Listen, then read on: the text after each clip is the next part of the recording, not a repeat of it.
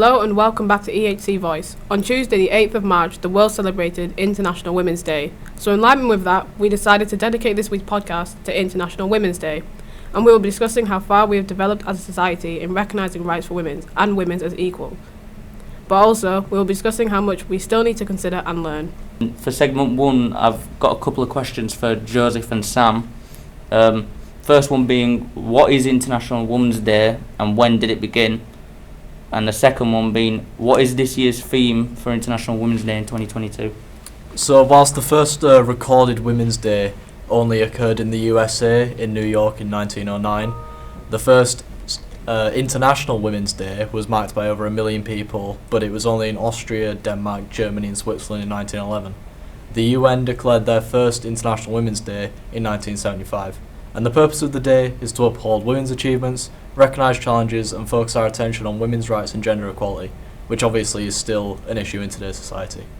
So this year's theme is Break the Bias. The organisation is calling on people to imagine a gender equal world which is free of biases, stereotypes and discrimination against women. To support this, on social media, women have been posting images of themselves with their arms in an X position to promote the campaign. Hello and welcome to segment 2 of EHC Voice, and today we're going to talk a little bit about women's rights. I've got 3 students here, Hamim, Sophie and Jack, and they've all been preparing a certain question. So Hamim's question is, what is women's suffrage? Sophie's question is, what does misogyny mean and are there any examples of it? And Jack's question is, what is the metoo movement and how did it empower women? So, Hamim, can we go with your question first? So, what is women's suffrage? Women's suffrage is the right of women to vote in elections. Beginning in the mid-19th century, aside work being done for women for broad-based economic and political equality and social reform, women sought to change voting laws to allow them to vote.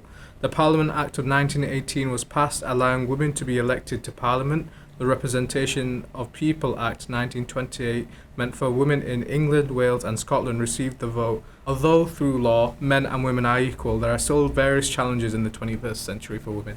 Thanks, Hamim. And Sophie, what does misogyny mean and are there any examples of it that you can find? So I'll start by reading out the Oxford Dictionary definition of misogyny, and that is a dislike of, contempt for or ingrained prejudice against women. That not only refers to the intentional physical and verbal abuse of women, but also the ingrained psychological and internalised misogyny that many people and groups still represent today. As subtle as it may seem, these misogynistic views are still wholly represented in today's media. For example, at the 2015 Grammy Awards, Taylor Swift was told by a reporter that she looked as if she'd be leaving with, quote-unquote, lots of men. While this type of misogyny often goes unnoticed by most people, it is important to recognise that asking such invasive and potentially offensive questions isn't acceptable in today's society, and it is crucially important that we stay informed and aware of the misogyny when addressing others. Thank you, Sophie. And finally, Jack, what was the Me Too movement and how did it empower women? The Me Too movement is a social movement against sexual abuse and harassment where people publicise allegations of sex crimes. The phrase Me Too was initially used in the context on social media in 2006 on MySpace by sexual assault survivor and activist Tarana Burke. Exposure of multiple sexual assault allegations against Harvey Weinstein in October 2017, the movement then began to spread virally on social media as a hashtag.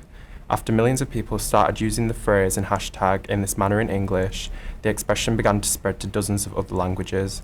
The scope has become somewhat broader with this expansion, however, and Burke has more recently referred to it as an international movement for justice for marginalised people. The last question I would like to add in segment 2 is, what is the gender pay gap? Sam, I was wondering if you could answer this for me.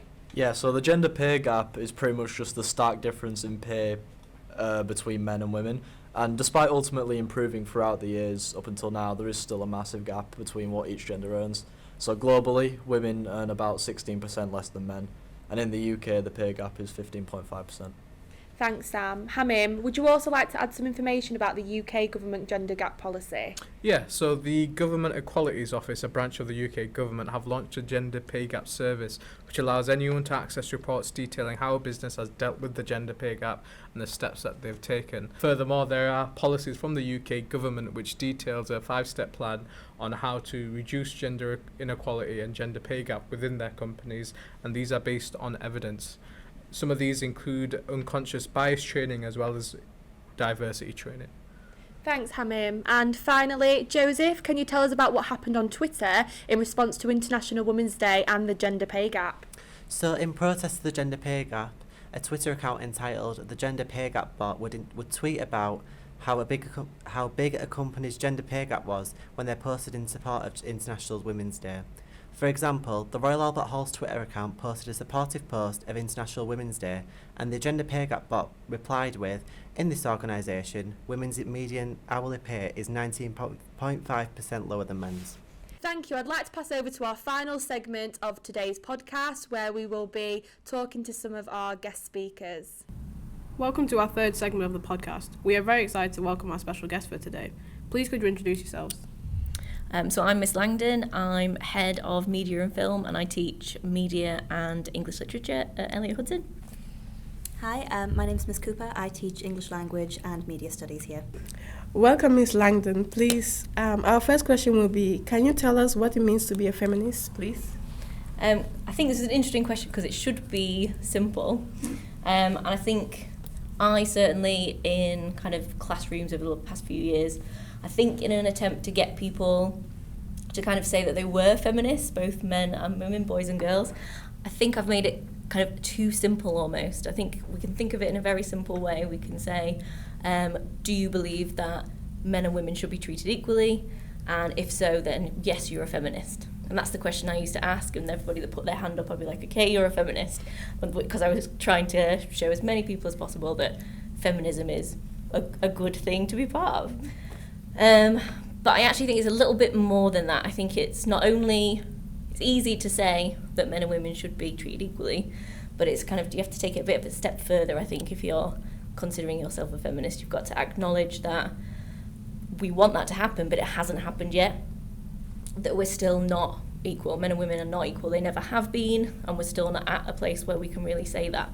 So accepting that and also pushing to do something about it, so wanting to change it. And I think that feminism also should be intersectional. I don't know if you know what that means. No? So it's about understanding that if you're a woman, then you will at some point in your life face some kind of oppression because of that. It might be big, it might be small. But if you are a white woman, you're going to be facing different oppressions to if you are a black woman or a gay woman or a trans woman. So intersectional feminism is about recognising that it's not just about fighting for women, it's all these things are connected with each other. So if you're going to fight for women, you have to fight for everything else as well. You're not going to be able to make things better for women if you're not making things better for everybody that's kind of oppressed. So I think feminism is good for everybody, men included. Thank you so much for that answer. Please, our second question is, do you think women can still be represented in a negative way in the media? If so, can you give us an example of this, please?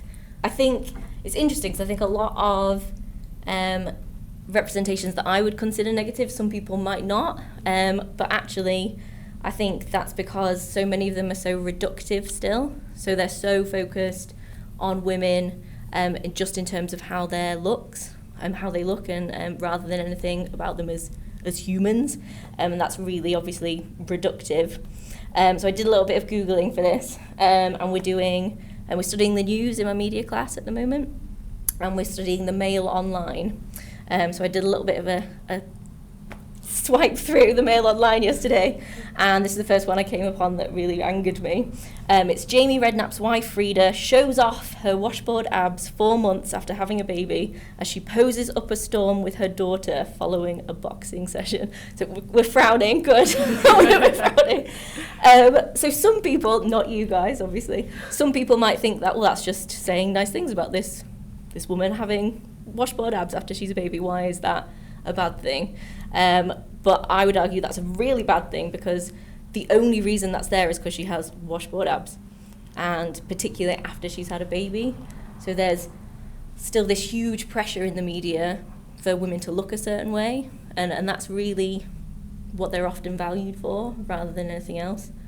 So that would be really negative thing. I also did some more Googling. I've done too much preparation for this. And another thing that I found out, and I think this is really important, I think the most negative thing that women are dealing with in the media is not being represented well enough in as many different ways. There's still a lot more stories that feature men predominantly rather than women. So, like, for example, in 2020, this is the Googling, in 2020, of the top 100 grossing films, 49% of them were, and only 29% of them were female protagonists. So if we're not getting the same range of stories for women as we are for men, then that's a really negative thing. Thank you. This year's theme for International Women's Day is to break the bias. In what ways do you think we can begin to do this? I think that biases continue because we don't see alternatives. So I think the patriarchy, which is the idea that men have been dominant forever, this is the idea that patriarchy puts you into boxes. So, and if you don't act a certain way, you don't feel a certain way, then you're wrong somehow. So men should feel bad if their female partner earns more than them. Women should feel bad if they don't naturally want to have babies and look after everybody. And that obviously is really harmful, because there's so many people that aren't like that don't fit into that. So I think the best way to break the bias is to celebrate the fact that we're all different, and to be showing off the different things and celebrating that. So, like, my boyfriend, for example, like, loves baking and cooking, and I like it, but I don't do it anywhere near as much as him. And that's obviously brilliant for me, and I think that's a great thing. But that might not be considered as masculine, but I think that's a wonderful thing.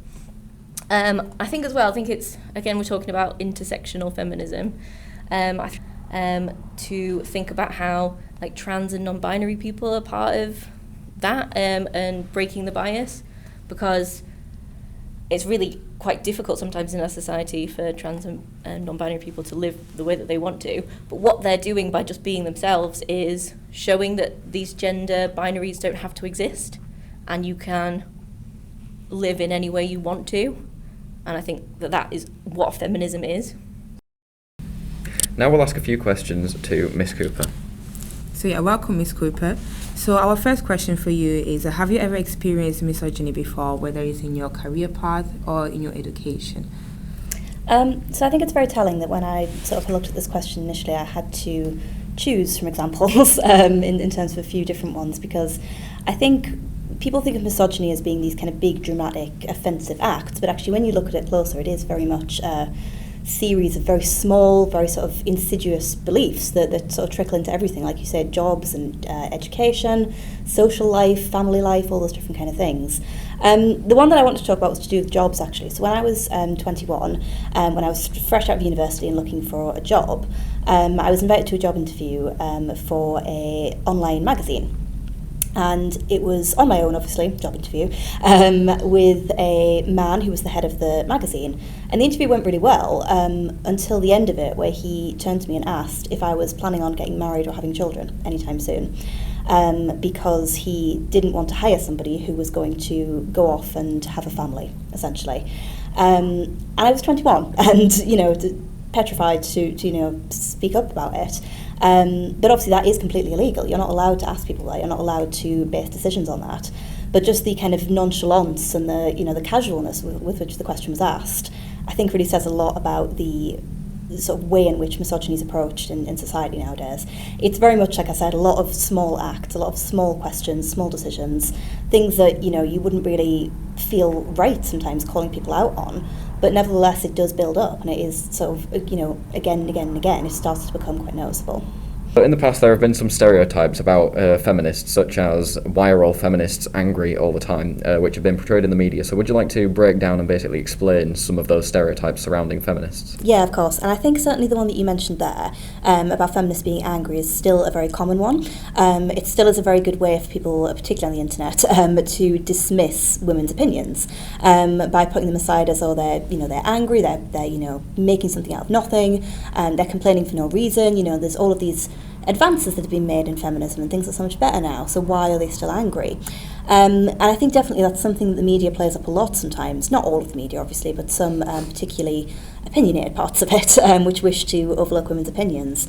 I think certainly nowadays there's also the opinion that Miss Langdon alluded to earlier, which was this idea that you have to be a certain way to be a feminist. You have to have certain opinions, you have to have the certain way of dressing, you have to have certain place that you're from and things like that, and not taking into account this idea of intersectional feminism, which obviously goes so much wider than traditional feminism and has different issues and different ideas within it.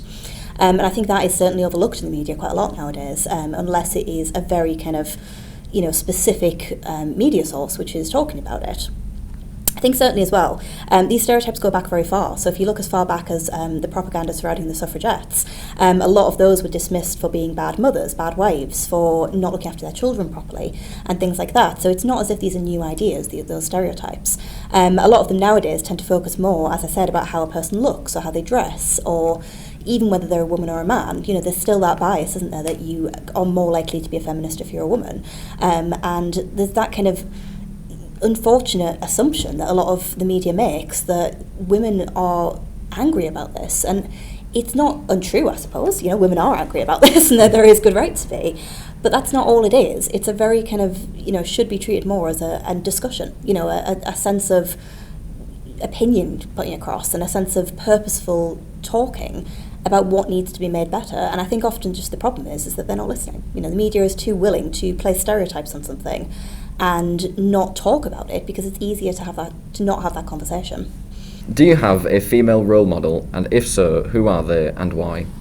I spent ages thinking about this, and I spoke to everyone I knew about it and was really sort of puzzled about this.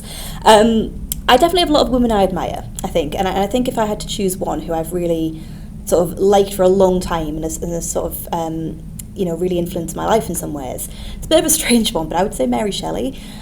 She's the author of Frankenstein. She was born in sort of the late 1700s, 1790s, and she was the daughter of a really famous radical feminist at the time. Now, a feminist in the 1790s looked quite different to a feminist nowadays, obviously, but her mother sort of set her up to be a very independent woman for that time.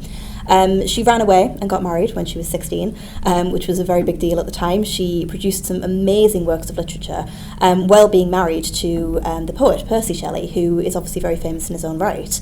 And her story's always kind of just stuck with me because she was such an anomaly at the time in some ways, in that she was a very well brought up woman. She defied everyone's expectations, and yet she's still regarded as such a fantastic artist nowadays, and she's still regarded as such a fantastic writer. That I think she's just a really interesting example of a woman who went her own way and had her own independence and her own ideas and was confident enough in them to make them work. She outlived her husband by a good few decades, and she continued writing all the way through the rest of her life. She continued campaigning for women's rights. She was very well respected in her time, which was not common at the time. And she's always just kind of stuck with me as a bit of a role model, really, that she had zero support in what she was doing, whether societal or familial or from friends or anything like that. And she still did well. She still took her own path and made her own decisions and ended up successful. Thank you to the students and our guest speakers today. Please join us again next week where we'll be discussing how to approach revision.